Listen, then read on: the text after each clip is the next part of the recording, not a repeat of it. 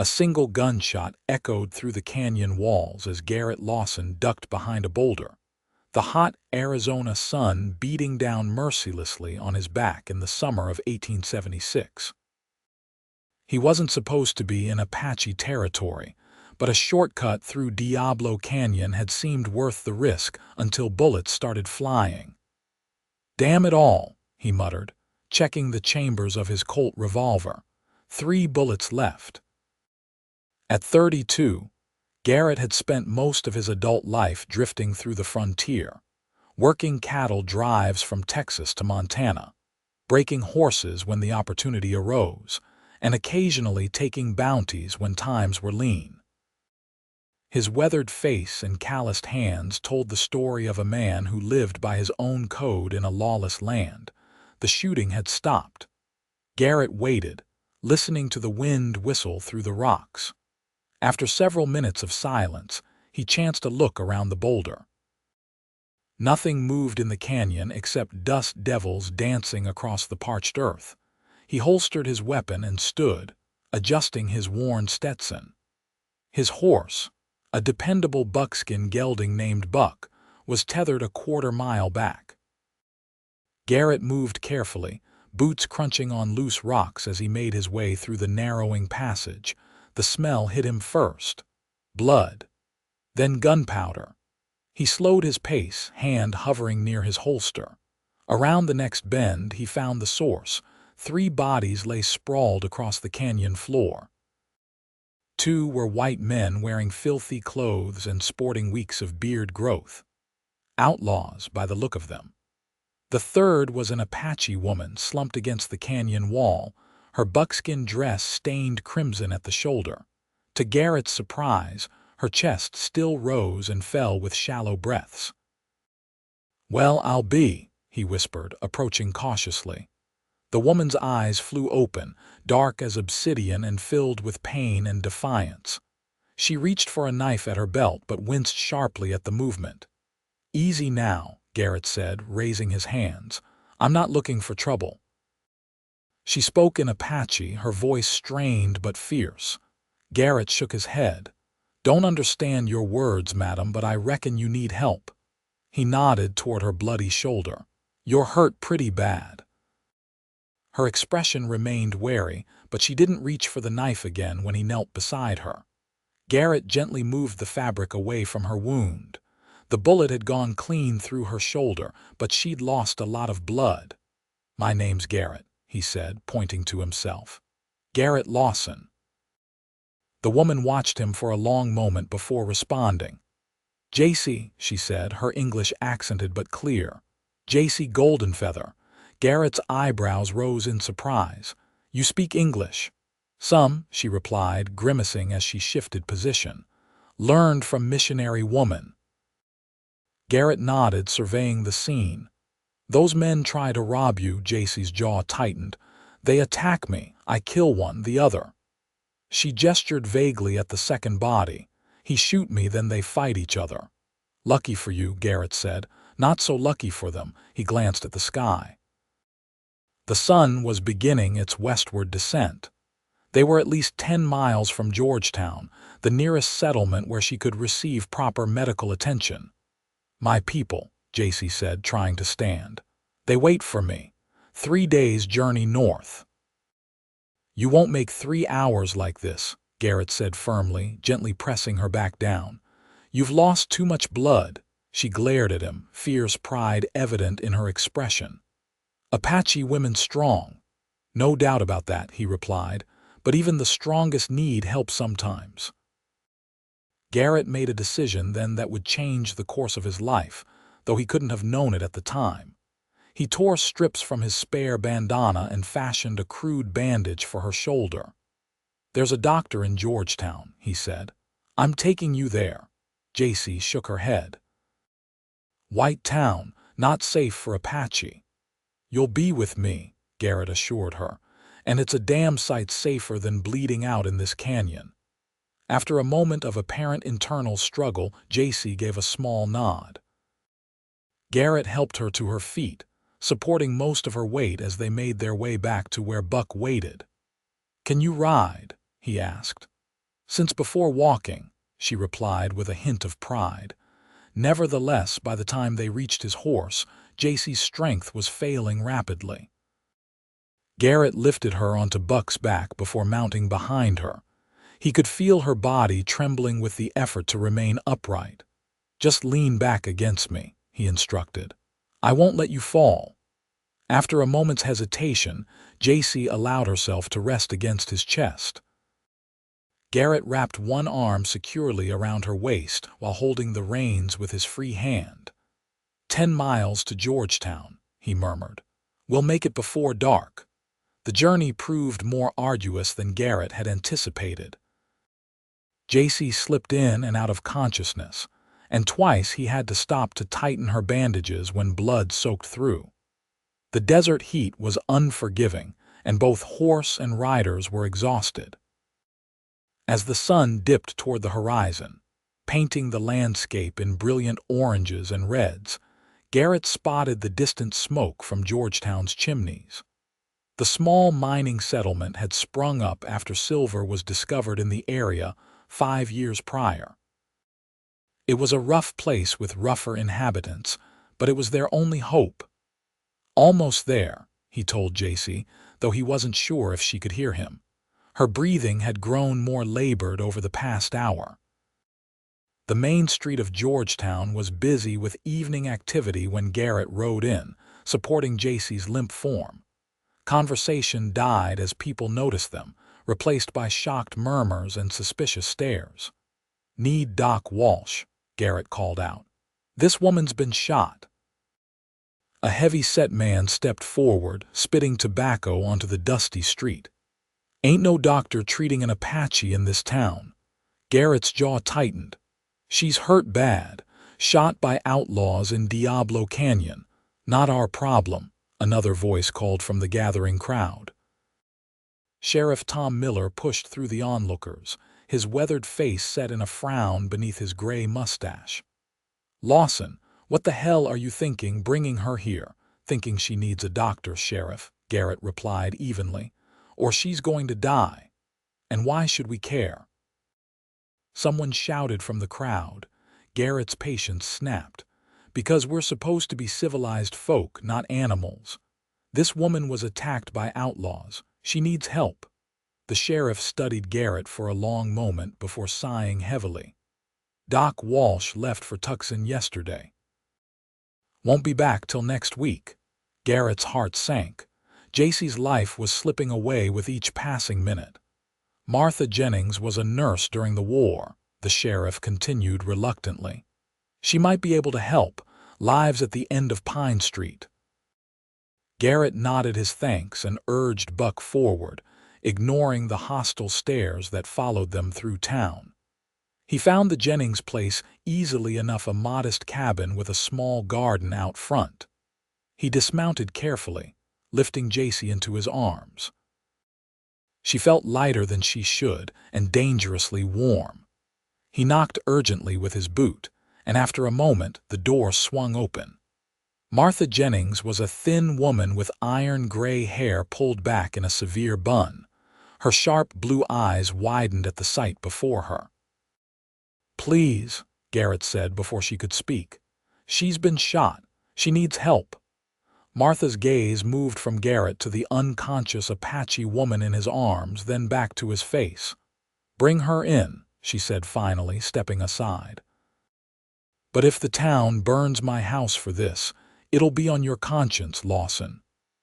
"I'll take that chance," Garrett replied, carrying Jacy inside.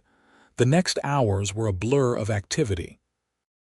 Martha cleaned and properly bandaged the wound, administered herbal medicines for fever, and did everything her limited resources allowed.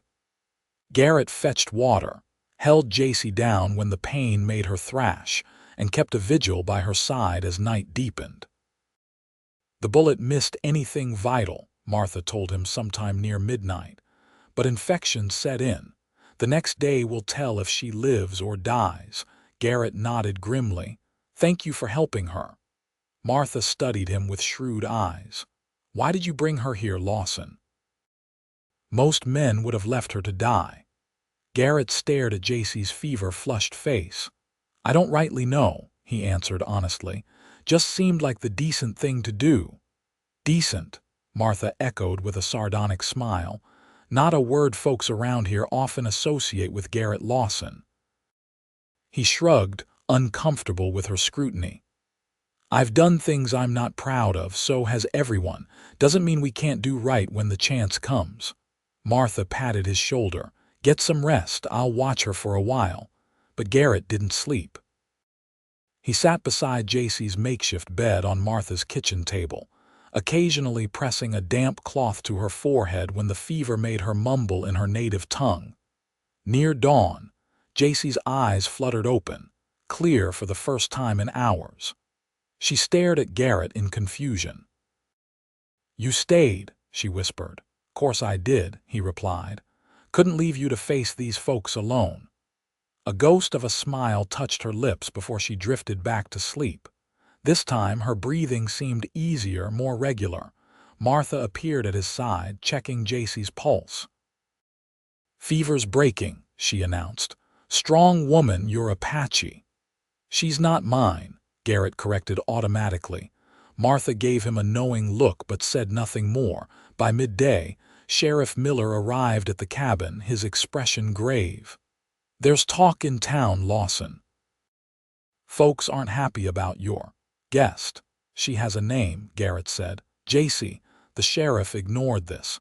"There's been trouble with Apaches raiding cattle north of here. People are scared and angry." "She's one injured woman," Garrett argued. "Hardly a raiding party." "Doesn't matter," Miller replied. "I can't guarantee her safety or yours if you stay." Martha joined them at the door. "She can't be moved yet, Sheriff. Another day at least." Miller removed his hat, running a hand through thinning hair. "You have until tomorrow morning." "Then I want her gone from Georgetown." After he left, Garrett paced the small cabin like a caged mountain lion. "I should have kept riding to Tucson," he muttered.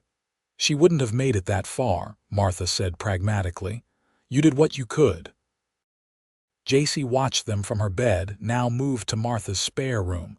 Though still weak, she was alert and following their conversation. "I will go," she said. When sun rises, Garrett turned to her. "You're not strong enough."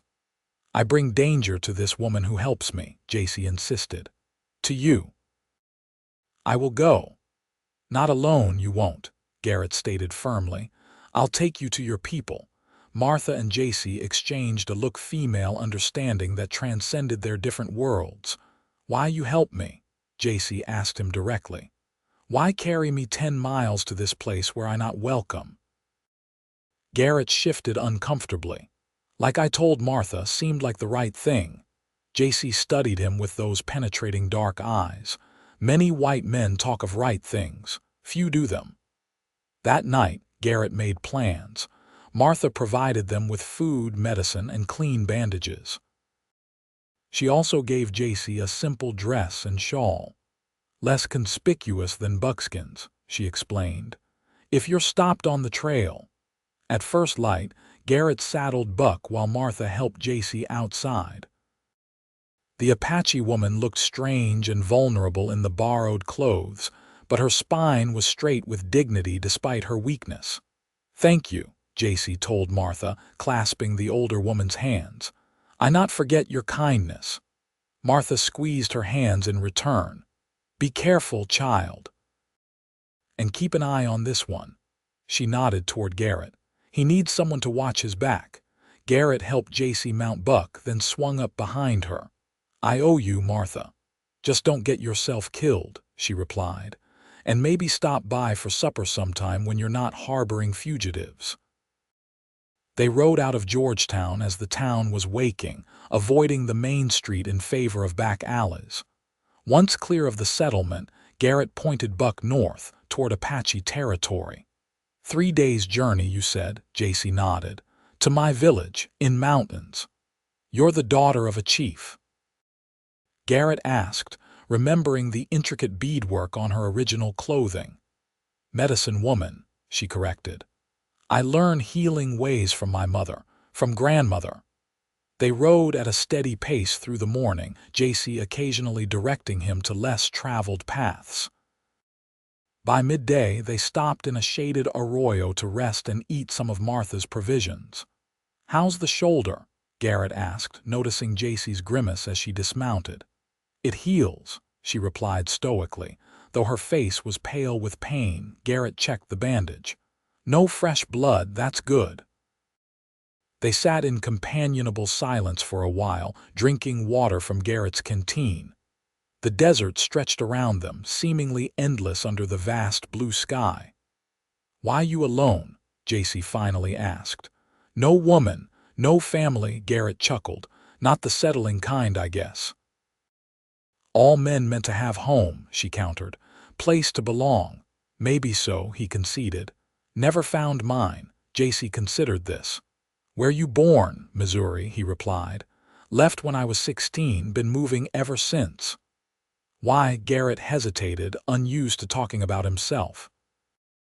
"My pa was a mean drunk, used his fists more than his words. One day I hit back, next day I was gone." Jacy nodded as if this explained much. "You run long time." "Not running," he objected. "Just living free." Her smile suggested she didn't believe him, but she didn't press further. They continued their journey through the afternoon, Jacy growing noticeably weaker as the day wore on. When they made camp that evening, she nearly collapsed when Garrett helped her from the saddle. "We should have waited another day," he said, concern etching his features as he eased her down beside the small fire he'd built. "No safe in White Town," she reminded him. "Better to move." Garrett prepared a simple meal of jerky and hardtack. As they ate, he noticed Jacy shivering despite the lingering heat of the day. "Fever's back," he said, placing a hand on her forehead. Her skin burned beneath his touch. Without a word, he retrieved Martha's medicine and helped Jacy swallow the bitter mixture. Then he spread his bedroll near the fire and guided Jacy to it. "Rest," he instructed. "I'll keep watch." Jacy's dark eyes locked with his. "Why you care if Apache woman lives or dies?" Garrett looked away, uncomfortable with her direct gaze and even more uncomfortable with the question. "Get some sleep," he said instead of answering. But as he sat beside the fire, rifle across his knees, Garrett found himself pondering her question. Why had he risked so much for a stranger? He'd seen plenty of death in his travels, had even caused his share. What made this woman's life worth appending his own? He glanced at Jacy's sleeping form, studying the proud lines of her face in the firelight. There was something about her strength, her dignity even when wounded and vulnerable, that had called to something deep within him. Morning brought improvement in Jacy's condition. The fever had broken during the night, and some color had returned to her copper skin. She insisted on helping break camp, though Garrett tried to make her rest. "Apache women not sit idle," she informed him with stubborn pride. They rode throughout the day, the terrain gradually changing as they moved northward. The flat desert gave way to rolling hills studded with juniper and pinyon pine. Jacy grew more alert as they entered familiar territory, pointing out landmarks and sharing stories of her people's connection to the land. By late afternoon, they reached a crystal-clear stream flowing between rocky banks. Jacy indicated they should stop.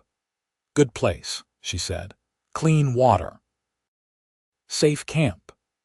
As Garrett unsaddled Buck, Jacy knelt by the stream, removing the borrowed dress to wash in her undergarments. The bandage on her shoulder stood out starkly against her smooth skin.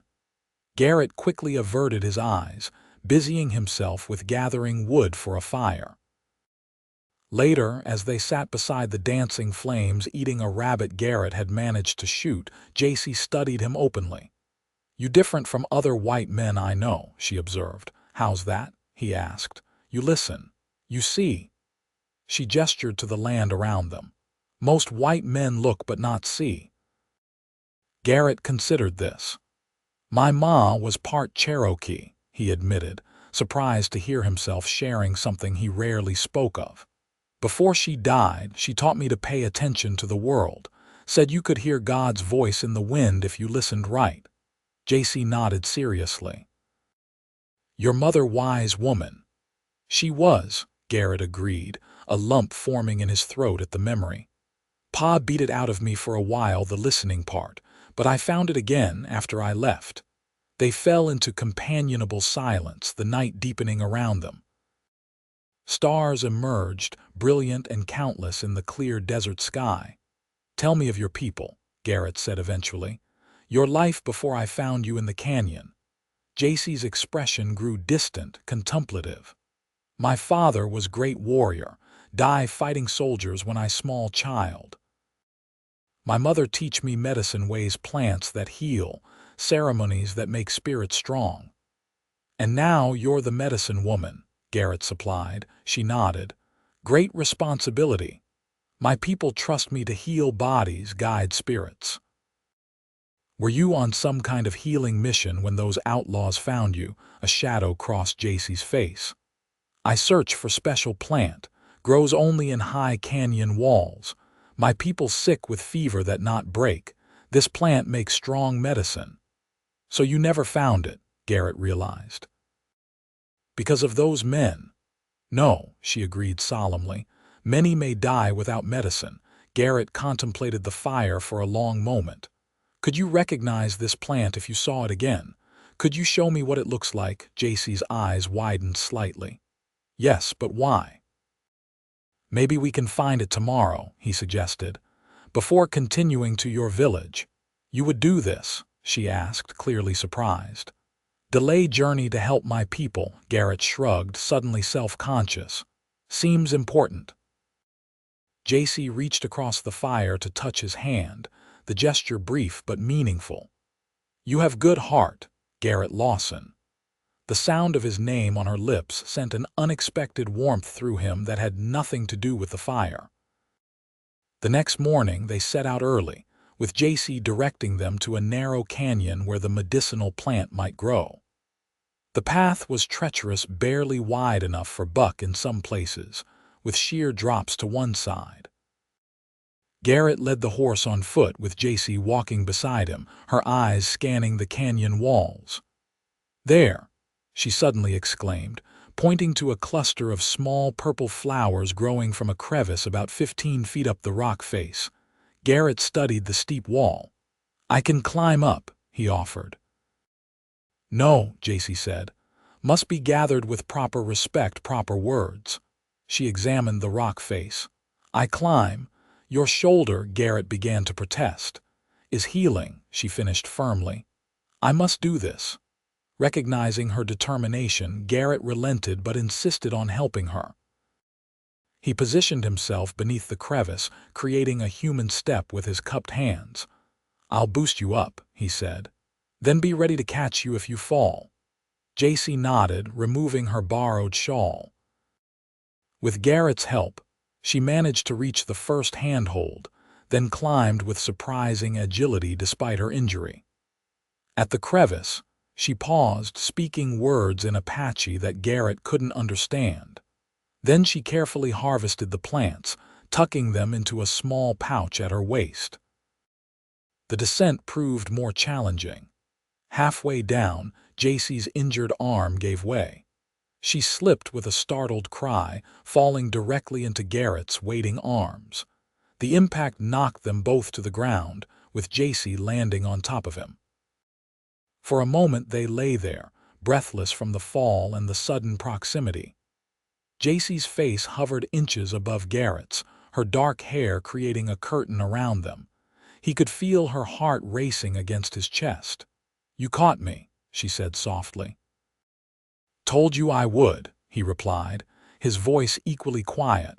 Something passed between them in that moment, a recognition, an understanding that transcended their different worlds. Slowly, hesitantly, Jacy lowered her face to his.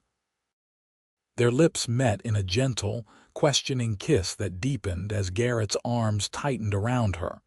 When they finally broke apart, Jacy sat up quickly, a mixture of emotions playing across her features. She touched her lips as if surprised by her own actions. I. She began, then stopped, clearly at a loss for words. Garrett sat up more slowly, equally stunned by the unexpected turn of events.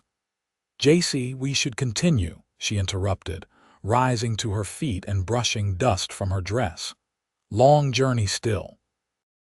Garrett wanted to say more, to acknowledge what had just happened between them, but Jacy had already turned away, her rigid posture discouraging further discussion. With a sigh, he stood and retrieved Buck's reins.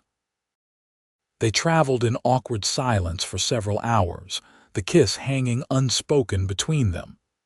By mid-afternoon, they had entered more densely forested terrain, with tall pines creating patterns of light and shadow across the trail. "We enter Apache land now," Jacy finally spoke. "Must be careful. My people nervous of strangers since soldiers come." Garrett nodded his understanding. "How much farther to your village?" "One more day," she replied. "We camp tonight near Sacred Springs." The springs, when they reached them at dusk, were a series of clear pools nestled among ancient boulders. Steam rose gently from the water, indicating their geothermal nature.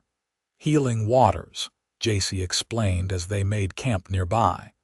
"Given by Creator to make people strong." She seemed more relaxed here, on her own people's land, and some of the earlier tension between them had dissipated.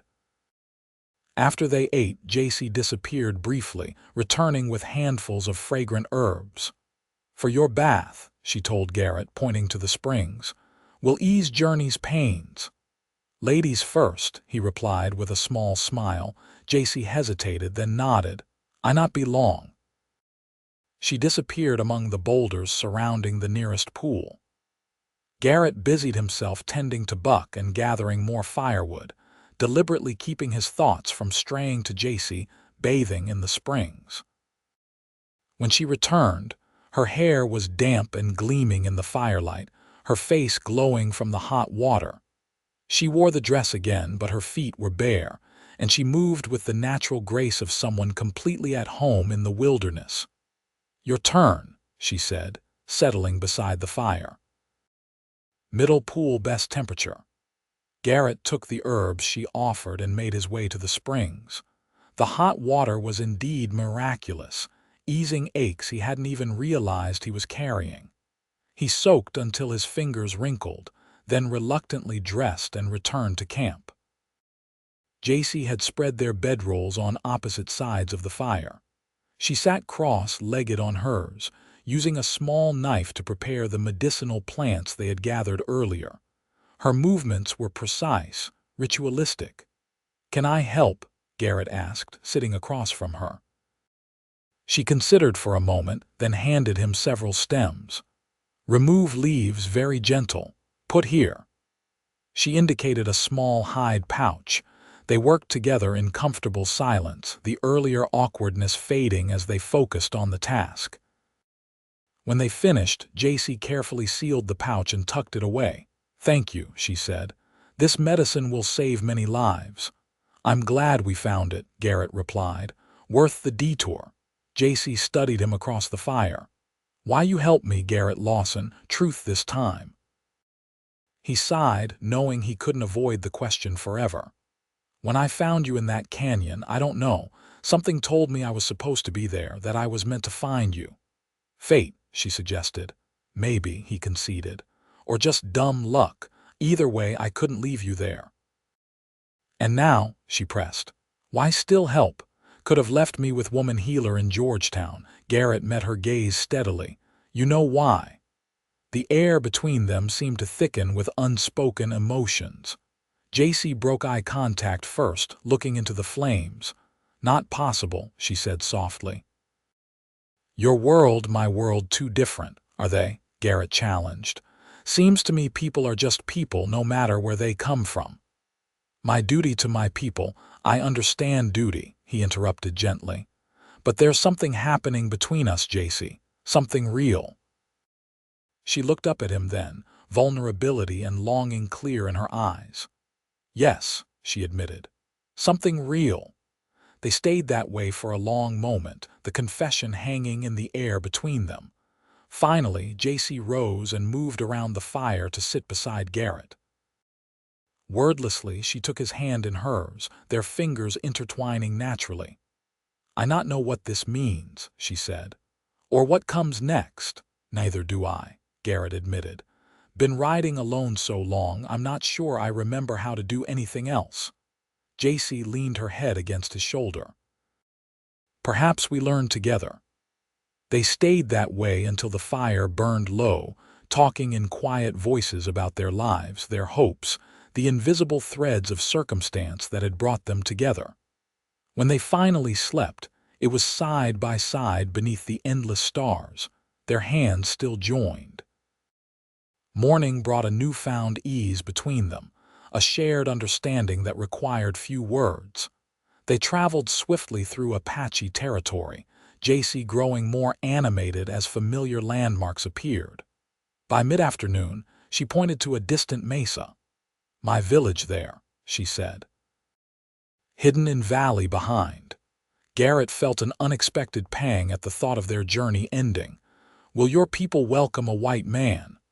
"They welcome man who saved their medicine woman," Jacy replied confidently, "who helped bring healing plants." As they approached the mesa, Garrett noticed movement among the rock sentries watching their approach. Jacy called out in Apache, her voice carrying across the distance. After a moment, a response echoed back. "They recognize me," she explained to Garrett, "but we still stop here, wait for escort." They dismounted in the shadow of a large boulder. Jacy seemed suddenly nervous, adjusting her borrowed dress and touching her hair. "You look fine," Garrett assured her, guessing the source of her anxiety. She gave him a grateful smile. "Long time since I leave village. Much has happened." Within minutes, 3 mounted Apache warriors appeared, approaching cautiously. When they recognized Jacy, their postures relaxed slightly, though they regarded Garrett with obvious suspicion. Jacy spoke rapidly in Apache, occasionally gesturing to Garrett and her injured shoulder. The oldest warrior, a man with streaks of gray in his long black hair, responded with questions that Jacy answered patiently. Finally, she turned to Garrett. "This is Nako, war chief of our band. He says you may enter village as honored guest." Garrett nodded respectfully to the warrior. "Tell him I'm grateful for his welcome." After Jacy translated, the war chief gave a curt nod. They mounted up, with the warriors forming an escort around them as they rode toward a hidden pass in the mesa. The trail wound through a narrow ravine before opening into a sheltered valley beyond. The Apache village consisted of several dozen Wikiups dome-shaped dwellings covered with brush and hides arranged in a circular pattern. As they rode in, people emerged from the structures, exclaiming in surprise and joy at Jacy's return. Women rushed forward to embrace her as she dismounted, while children peeked curiously at Garrett from behind their mother's skirts. Jacy spoke to the gathering crowd, again relating their story. Garrett noticed how naturally she commanded attention, her voice carrying authority despite her youth. When she produced the medicine pouch, a collective murmur of approval rose from the people. An elderly woman approached, her face deeply lined with age but her eyes bright with intelligence. Jacy embraced her with obvious affection before turning to Garrett. "My grandmother," she explained. "She teach me healing ways." The old woman studied Garrett with penetrating eyes, then spoke to Jacy in their language. "She says you have strong spirit," Jacy translated. "Says you brought me home on wings of eagle." "Tell her I just did what anyone would do," Garrett replied, uncomfortable with the praise. Jacy smiled. "I tell her truth instead." The next hours passed in a blur of introductions and explanations. Garrett was shown to a guest Wikiup, while Jacy went with her grandmother to prepare the medicine for those who were ill. Though everyone treated him with respect, Garrett couldn't help noticing the curious, sometimes wary glances cast his way. That evening, a feast was prepared in honor of Jacy's return. Garrett sat beside her near the central fire, sampling unfamiliar foods and observing the community's interactions. Despite not understanding the language, he could read the close bonds between these people, the shared jokes, the mutual support, the sense of belonging that he had never experienced in his own wandering life. "Your people seem happy," he remarked to Jacy. "We have struggles," she replied. "Soldiers push us from traditional lands. Game grows scarce. But yes, we have joy still." After the meal, several elders gathered to hear the full story of Jacy's ordeal and rescue. Garrett found himself the center of attention as Jacy recounted how he had found her wounded in the canyon and carried her to Georgetown for treatment. When she described the 10-mile journey, carrying her through hostile territory to reach help, the elders nodded with approval. One wizened old man spoke at length, his gnarled hands moving expressively as he addressed Garrett directly. "He says man who risks life for stranger shows true courage," Jacy translated. "Says such a man worthy of becoming Apache." Garrett wasn't quite sure how to respond to that, but he inclined his head respectfully. "Tell him I'm honored by his words." Later, as the celebration continued with singing and dancing, Jacy led Garrett away from the main fires to a quiet spot overlooking the valley. "Your shoulder healing well?" he asked, noticing she moved with greater ease. "Yes," she confirmed. "Grandmother's medicine stronger than white doctors." They sat in companionable silence for a while, watching the stars emerge above the mesa. "What happens now?" Garrett finally asked the question that had been weighing on his mind. Jacy turned to face him, her expression solemn in the moonlight. "You free to go or stay? Apache welcome brave man who save medicine woman." "That's not what I'm asking," Garrett said gently. "What about us, Jacy?" "What we started on the trail." She looked down at her hands. "I have duties here. My people need healing, especially now with sickness." "I understand that," Garrett assured her. "But that doesn't mean there can't be something between us." "White man and Apache woman?" she questioned. "Where would we belong? Not your world, not always my world." Garrett took her hand, his calloused fingers enveloping hers. "Maybe we make our own world." Jacy's eyes searched his face, looking for certainty. "You would stay here with Apache if you'll have me," he replied simply. "Got nowhere else that matters." She was quiet for a long moment, considering his words. "Not easy path," she finally said. "Many obstacles. Worth it," Garrett stated without hesitation. A slow smile spread across Jacy's face, transforming her serious features. "Yes," she agreed. "Worth it." When she leaned in to kiss him this time, there was no hesitation, no uncertainty, only the certainty of two souls recognizing something rare and precious in each other. The following weeks were a time of adjustment and learning for Garrett. He moved into a wickiup on the outskirts of the village, determined to prove his worth to Jacy's people. Though some remained wary of the white man in their midst, most accepted him after seeing Jacy's obvious happiness in his presence. Garrett threw himself into learning Apache ways, hunting techniques, tracking skills, even struggling with the basics of their language. He worked alongside the men, contributing game for the communal cooking pots and helping repair dwellings damaged by recent storms. Jacy divided her time between her healing duties and teaching Garrett about her culture. In the evenings, they would walk together along the valley's edge, sharing stories and building dreams for a future neither had imagined possible before their chance meeting in the canyon. "My grandmother says you have Apache spirit in white man's body," Jacy told him one evening, amusement dancing in her eyes. "That a compliment?" Garrett asked with a grin. "Highest praise," she assured him. "She not say such things lightly." Their growing closeness did not go unnoticed in the small community. One afternoon, Nako, the war chief, approached Garrett as he practiced with a bow under the instruction of a younger warrior. "You stay long time," Nako observed in halting English. "For white man." Garrett lowered the bow. "Planning to stay longer," he replied honestly. The war chief studied him with unreadable eyes. "Because of Jacy?" "Yes," Garrett admitted, "but also because I've found something here I never had before."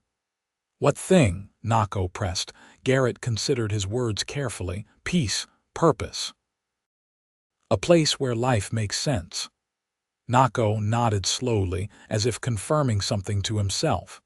"Tomorrow you hunt with me," he declared. It wasn't a request. The hunt proved to be both a test and an initiation. Nako led Garrett deep into the mountains, tracking a small herd of deer with silent efficiency. They moved like shadows through the forest, communicating with hand signals and occasional whispered words. When they finally cornered a large buck in a narrow ravine, Nako gestured for Garrett to take the shot. With the bow he'd been practicing with, Garrett drew, aimed, and released. The arrow flew true, striking the deer behind the shoulder. The buck staggered, then collapsed. Nako approached the fallen animal, speaking ritual words in Apache, before ending its suffering with a swift knife stroke. He dipped his fingers in the deer's blood and, to Garrett's surprise, drew a line across Garrett's forehead. "Now you hunt as Apache," the war chief stated. "Blood makes you brother." They returned to the village with the deer across Garrett's horse, a visible symbol of his acceptance. Jacy was waiting, her face lighting up at the sight of the blood mark on Garrett's brow. "He has made you blood brother," she exclaimed. "Great honor." That evening, as they prepared the deer meat together, Garrett broached a subject that had been on his mind. "Among my people," he began carefully, "when a man and woman wish to build a life together, they marry according to certain customs." Jacy's hands stilled in their work. "Apache also have marriage customs," she replied. "Different perhaps, but sacred too." Garrett took a deep breath. "Would you consider becoming my wife, Jacy? By whatever customs your people require." Her dark eyes widened, then softened with emotion. "You ask properly, not just speak of it." "I'm asking properly," Garrett confirmed. "I love you, Jacy Goldenfeather. Have since I carried you through that canyon, though I didn't know it then." Tears glistened in her eyes as she reached for his hands. "I love you also, Garrett Lawson. Yes, I become your wife." The marriage took place 2 weeks later, after consultations with the tribal elders and completion of traditional preparations. Garrett submitted to all the Apache customs, wearing clothing made by Jacy's grandmother, and participating in the ritual sweat lodge purification. The ceremony itself was simple but profound. Before the assembled tribe, Garrett and Jacy exchanged vows in both English and Apache. They shared a ceremonial meal from the same bowl and drank clear spring water from a vessel decorated with symbols of long life and harmony. Jacy wore a special dress of soft deerskin, adorned with intricate beadwork that had belonged to her mother. Garrett had traded his cowboy hat and boots for traditional Apache moccasins and a headband of woven fibers. As the tribal elder pronounced them united, Garrett felt a sense of completion he had never known in his years of drifting. Looking into Jacy's radiant face, he knew he had finally found his true home. Their first months of marriage passed in a harmony that surprised even them. Garrett continued to learn Apache ways while also teaching Jacy more English and sharing stories of the world beyond the mountains.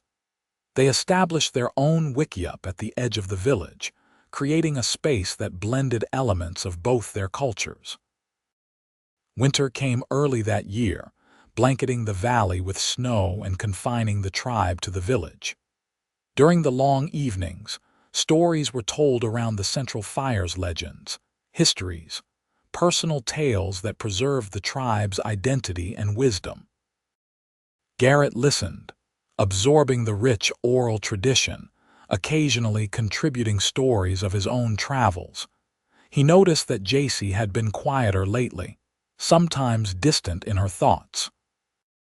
One night, as they lay beneath warm furs in their wickiup, the wind howling outside, he finally asked what troubled her. "Nothing troubles," she assured him, nestling closer to his warmth. "But I have news. In summer our family grows. A child comes." Garrett froze, then propped himself up to look at her face in the dim firelight. "A baby." "You're certain?" She nodded, a smile playing at her lips. "Grandmother confirmed. Says will be boy-child, strong like father." Joy unlike anything Garrett had ever experienced washed through him. He gathered Jacy in his arms, holding her as if she were made of precious glass. "A son," he whispered. "Our son." As the winter deepened, Garrett found himself thinking of the world beyond their sheltered valley. The child Jacy carried would be of two worlds, neither fully Apache nor fully white. What future awaited such a child in a land increasingly divided by conflict and prejudice? He shared his concerns with Jacy one evening as they worked together repairing winter moccasins. "Child will be strong," she assured him. "Will have wisdom of both peoples." "But will he be accepted by either?" Garrett questioned. "The world out there is changing, Jacy. The old ways are disappearing." She set aside her work, regarding him seriously. "You regret our marriage?" "Never," he replied emphatically. "Not for a single moment. I just worry about our child's future." Jacy placed his hand on her still flat stomach. "Future not written yet. We make path for our child to walk, together." Spring brought renewal to the valley, and with it, changes to the tribe's circumstances. Word came through friendly traders that the U.S. Army was establishing a new fort just 30 miles east. The news created tension within the community, with some warriors advocating for immediate relocation to more remote territories. "What will happen?" Garrett asked Nako after one particularly heated tribal council.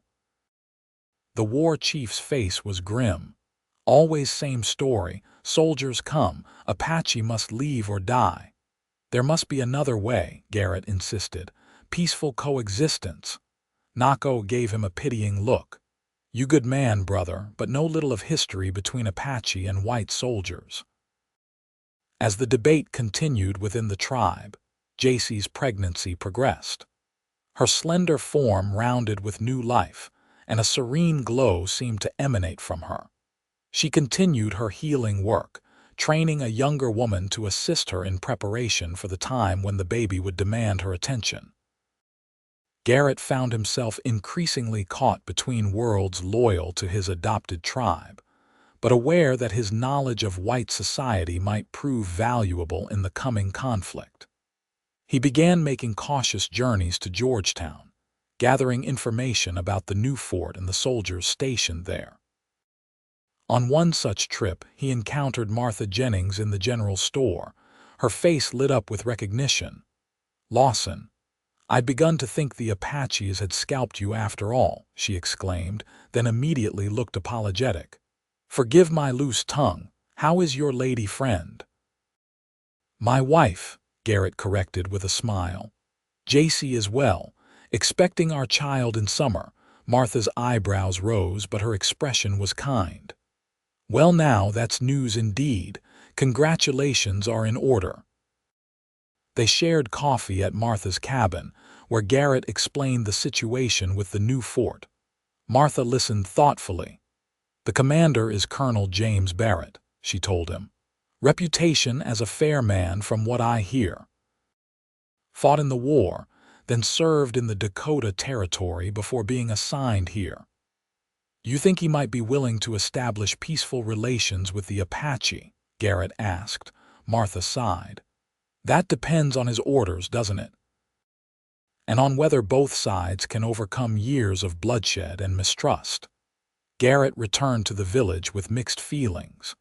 When he shared what he had learned with the tribal council, opinions remained divided. Some saw potential for negotiation, while others insisted that white promises were as insubstantial as smoke. As summer approached and tensions mounted, Jacy's time drew near. She moved more slowly now, her belly swollen with the child that would soon join them. Despite the uncertainty surrounding the tribe, she maintained a calm confidence that impressed Garrett daily. "How can you be so peaceful with everything that's happening?" he asked one evening as they watched the sunset from their favorite overlook.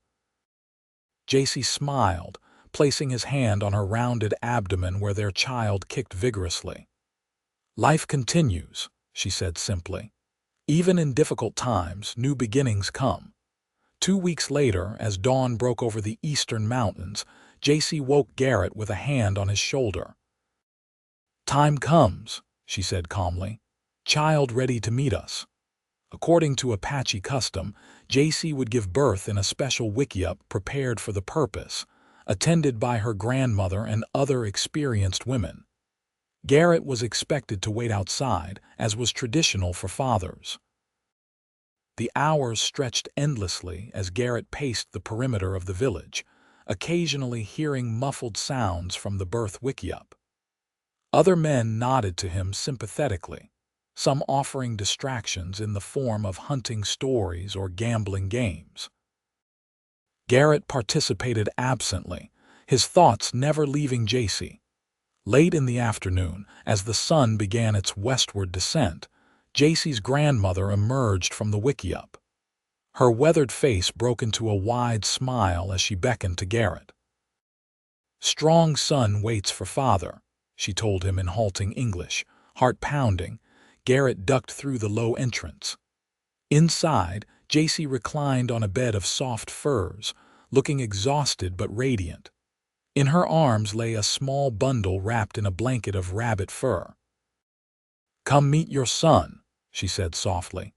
Garrett knelt beside them, speechless with emotion as Jacy pulled back the blanket to reveal the tiny copper-skinned face of their child. The baby had a shock of black hair, and when he blinked sleepily up at his father, Garrett saw his own gray-blue eyes looking back at him. "He is perfect," Garrett whispered, gently touching the infant's cheek with one finger. "Like his mother, he has father's eyes," Jacy observed. "And strong Lawson chin." "What shall we call him?" Garrett asked, unable to take his eyes off his son. Jacy had given this much thought during her pregnancy. In Apache tradition, child not named immediately must observe his spirit first. She hesitated, then added, "But I think name that honors both his bloodlines would be good."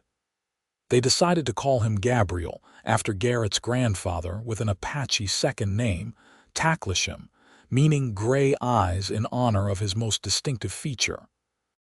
According to tradition, the formal naming ceremony would take place when the child was older and had revealed more of his personality. The first weeks of Gabriel's life passed in a blur of sleepless nights and wondrous discoveries. Garrett marveled at his son's tiny fingers and toes, the way his face scrunched up before crying, the perfect trust in his eyes when he gazed at his parents. Jacy recovered quickly from the birth, soon resuming her duties as medicine woman with Gabriel strapped to her back in a beautifully beaded cradle board. The tribe celebrated the child's arrival with gifts and blessings, seeing in him a symbol of hope for their uncertain future. That uncertainty came to a head in late summer when scouts reported that soldiers from the new fort were patrolling increasingly close to the valley. The tribal council met in emergency session, with Garrett present as both a tribal member by marriage and a potential intermediary. "They search for us," Nako stated grimly. "Soon they find Valley." "Then perhaps we should meet them on our terms," Garrett suggested. "Send a delegation under flag of truce. I could go speak to their commander." Many voices rose in opposition, citing past betrayals and broken treaties. but Jacy's grandmother, whose wisdom carried great weight, spoke in favor of Garrett's proposal. "My grandson by marriage has foot in both worlds," she said through Jacy's translation. "Let him be bridge between peoples." After much debate, the council agreed. Garrett would travel to the fort with Nako and 2 other warriors, seeking to establish peaceful relations before conflict became inevitable. The night before his departure, Garrett held Gabriel while Jacy prepared healing medicines for him to carry. "I don't like leaving you both," he admitted. "If anything were to happen, you do what must be done," Jacy assured him, pausing to touch his cheek. "For our son's future, for all children's future." "I'll come back to you," Garrett promised. "No matter what." The journey to Fort Diablo, as the new installation was called, took 2 days. As they approached the wooden palisade flying the American flag, Garrett felt the tension radiating from his Apache companions. For them, this was enemy territory, a symbol of all they had lost and stood to lose still. They were met at the gate by a young lieutenant and a squad of nervous soldiers, rifles at the ready. Garrett explained their purpose in clear English, requesting an audience with Colonel Barrett. After an uncomfortable wait in the hot sun, they were escorted inside, their weapons temporarily confiscated. The fort was newly constructed, the building still smelling of fresh-cut pine. Soldiers stopped their activities to stare at the Apache delegation, some with open hostility, others merely curious. Colonel James Barrett proved to be a tall, distinguished man with iron-gray hair and the weathered complexion of someone who had spent years in field command. He received them in his sparse office, offering no refreshments but listening attentively as Garrett explained the tribe's desire for peaceful coexistence. "Your situation is unusual, Mr. Lawson," the colonel observed when Garrett had finished. "A white man living among the Apache, married to one of their women. Does that make my words less truthful?" Garrett challenged respectfully. Barrett studied him thoughtfully. "Perhaps it makes them more valuable. You understand both perspectives." The negotiations continued for hours, with Garrett translating between Nako and the colonel. By evening, they had established the framework for a tentative agreement. The Apache would be permitted to remain in their valley, provided they registered with the Indian Agency and agreed not to raid settlements or interfere with the Transcontinental Railroad survey being conducted in the territory. "This is not a permanent solution," Barrett cautioned as they prepared to depart. "Eventually, Washington will want all Apache on the reservation at San Carlos, but I can buy you time, perhaps a year or 2. "A year can be a lifetime," Garrett replied. "Thank you for your fairness, Colonel." As they rode back toward the valley, Nako was subdued. "Colonel speaks truth about reservation," he said finally. "This only delay." "Then we use the time wisely," Garrett responded. "Prepare for changes that must come." The tribal council received their report with mixed emotions: relief at the immediate reprieve, concern for the long-term implications. Over the following months, Garrett made several trips between the fort and the village, gradually building a relationship of cautious trust with Colonel Barrett. Gabriel thrived, growing from a newborn to an active infant who charmed everyone with his ready smile and curious nature. He represented, to Garrett, everything worth fighting for: a future where the best of both worlds might somehow be preserved. Winter arrived again, bringing heavy snows that isolated the valley. During the long evenings, Garrett often found himself telling Gabriel stories, some Apache legends learned from Jacy, others tales from his own childhood in Missouri. Though too young to understand the words, the baby seemed to respond to the rhythm of his father's voice, curling contentedly in his arms. "He loves your stories," Jacy observed one night as she worked on a new pair of moccasins for their growing son. Just likes the sound, Garrett demurred. Won't be long before he's telling his own tales. Jacy set aside her work, her expression growing serious. What future for our son, Garrett? Not here forever, you said yourself. It was a question they had circled many times without fully resolving. Garrett sighed, gently rocking Gabriel, who had fallen asleep against his chest. I've been thinking about that, he admitted. The reservation isn't the only option. What else? Jacy asked, curious. We could go north, Garrett suggested. Montana Territory, maybe, or even Canada. Places where a man can still find open land, start fresh. Leave my people. The pain in Jacy's voice was evident. Some might come with us, Garrett said. Your grandmother, others who want a different path. A small group could travel easier, attract less attention. Jacy was silent for a long time, staring into the fire. I must think on this, she finally said. Pray for guidance. Spring brought change, as it always did. Gabriel took his first tentative steps, falling more often than not but persistently trying again. Jacy consulted with her grandmother and the tribal elders about Garrett's proposal. Some were strongly opposed, seeing it as abandonment of traditional ways. Others, particularly the younger members, expressed interest in a new beginning away from the shadow of the fort. As the debate continued within the tribe, external pressures mounted.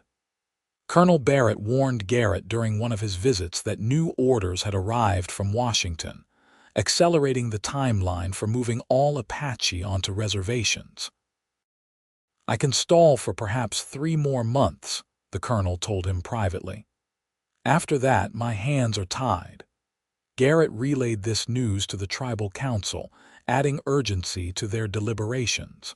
Finally, after many heated discussions, a decision was reached. The tribe would split, with the majority reluctantly accepting transfer to the reservation, while a smaller group, about 20 people including Jacy's grandmother and several related families, would journey north with Garrett and Jacy. Preparations began immediately. Supplies were gathered, horses and mules acquired through trading with friendly settlers. Garrett mapped their route, planning to follow game trails through the mountains before connecting with the established emigrant road farther north. As their departure date approached, Jacy became increasingly quiet, spending long hours at her mother's and grandmother's graves, saying goodbye in her own way. Garrett gave her the space she needed, understanding the magnitude of the sacrifice she was making for their family's future. The night before they were to leave, a small celebration was held, not jubilant, but a solemn acknowledgement of the bonds that would endure despite physical separation. Gifts were exchanged, blessings offered, promises made to remember and honor the shared blood that connected them all. In the privacy of their wickiup, Jacy finally voiced the fear that had been growing in her heart. What if this wrong path, she asked, holding Gabriel close as he slept.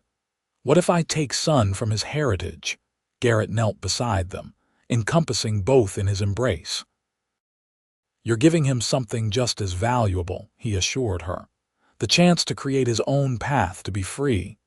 And if no place accepts him, 2 Apache for whites, 2 white for Apache, then we make our own place, Garrett stated with determination, where he can be proud of both bloodlines. Dawn broke clear and cold on their departure day. The remaining tribe gathered to bid farewell to those leaving, the air heavy with emotion. Nako clasped Garrett's arm in the warrior's grip they had shared since the blood brotherhood ceremony. Guard our medicine woman, the war chief instructed gruffly, and teach your son of his people. I will, Garrett promised solemnly. Jacy's farewell to her people was conducted in Apache, the musical language flowing through rituals of blessing and protection.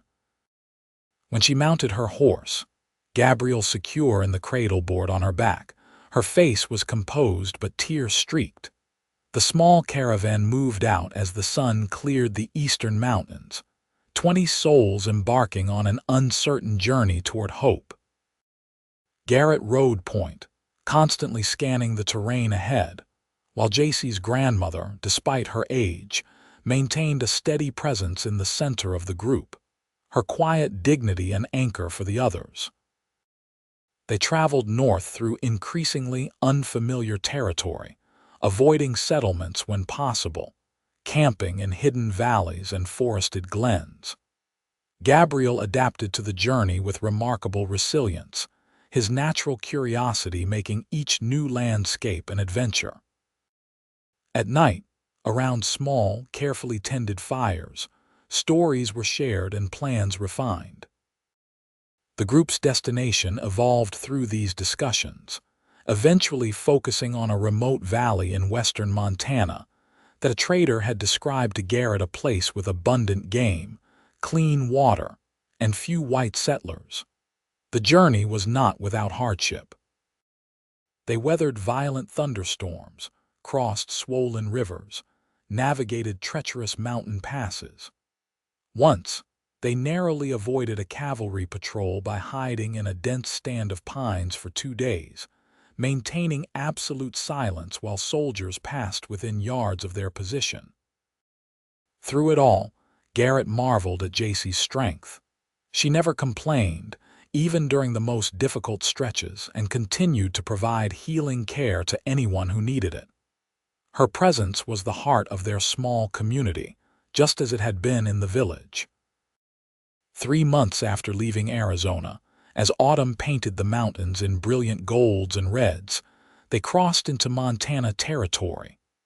The land opened before them vast, rolling prairies giving way to distant mountains, rivers cutting silver paths through verdant valleys. "This good land," Jacy observed as they paused on a high ridge, surveying the countryside below. "Strong spirit here." Garrett nodded, feeling it too a sense of possibility, of room to breathe and grow. Gabriel, now able to walk short distances on his own, toddled nearby, fascinated by a colorful butterfly. "We're close to the valley the trader described," Garrett told her.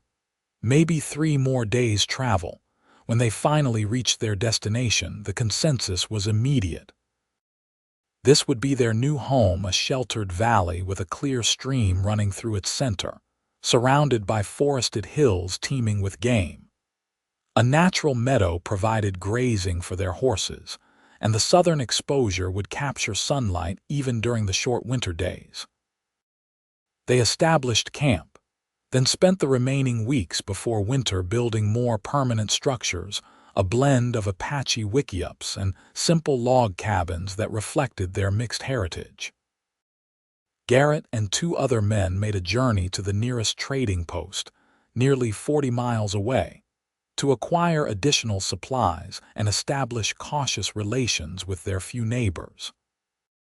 By the time snow blanketed the valley, they had created the beginnings of a community small but self-sufficient, rooted in tradition yet adaptable to new circumstances. They named their settlement 2 Rivers, for the streams that joined at the valley's heart. That first winter tested them severely. The cold was more intense than what they had known in Arizona, and game grew scarce as snow deepened. They survived on carefully rationed supplies, and the knowledge Jacy and her grandmother shared about which plants could still be harvested beneath the snow. Gabriel thrived despite the challenges, learning new words in both English and Apache, his personality developing into a curious blend of Garrett's quiet determination and Jacy's intuitive wisdom. By spring, when the valley burst into riotous bloom, he was running everywhere, exploring his world with boundless energy. As the seasons turned, their community put down deeper roots. 2 Rivers grew slowly, with occasional newcomers joining them, mostly mixed-blood families or others who didn't quite fit the rigid categories of the outside world. They established trade with nearby settlements and the Flathead Indians to the north, exchanging Jacy's renowned healing medicines for tools and supplies they couldn't produce themselves. Garrett found an unexpected peace in this life.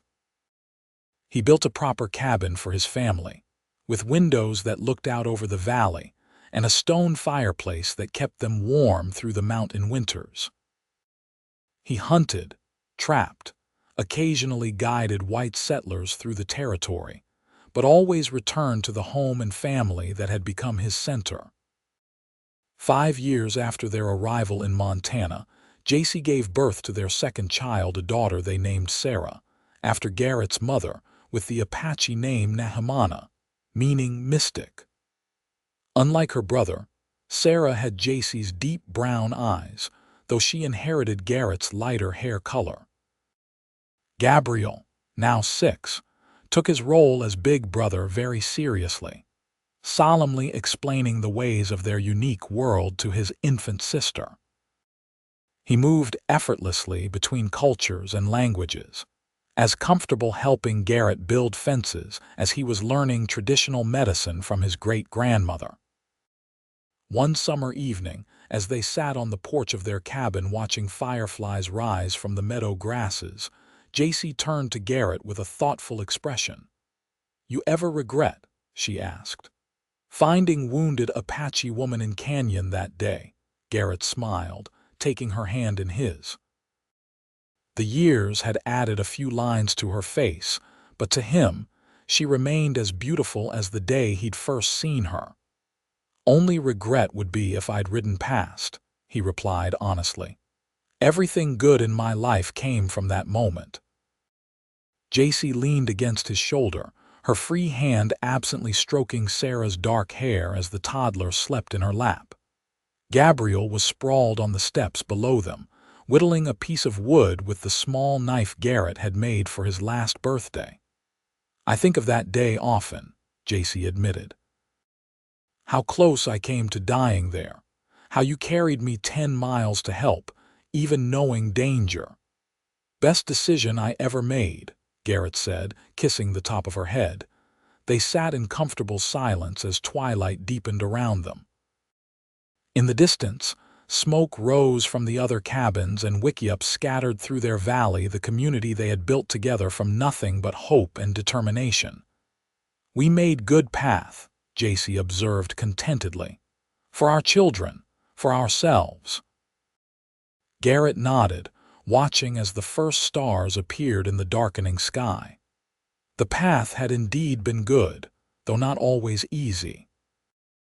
They had created something precious here, a place between worlds where their children could grow proud of both their heritages, where the best of both cultures was preserved and celebrated. He thought back to that moment in Diablo Canyon, the wounded woman staring up at him with defiant eyes despite her pain. How could he have known then that in saving her life, he was finding his own purpose? That in carrying her those 10 miles, he was really beginning a much longer journey, one that would lead him home in the truest sense of the word. "I love you, Jacy Lawson," he said simply. She smiled, the same smile that had captivated him all those years ago. "And I love you, Garrett Lawson." Until stars fall from sky. As night settled fully over Two Rivers Valley, they gathered their children and moved inside, closing the door on the wilderness beyond. Within those walls lay everything that mattered, the family forged from two worlds, the love that had begun with an act of compassion in a distant canyon, and the promise of a future where such boundaries might eventually cease to matter at all. Gabriel and Sarah would grow up in a changing world, facing challenges their parents could only imagine. But they would face them with the strength of their dual heritage, the resilience of the Apache and the adaptability of the frontier spirit, bound together by the love story that had begun when a cowboy found an injured Apache woman and carried her 10 miles to safety. And Jacy, true to her word, never forgot.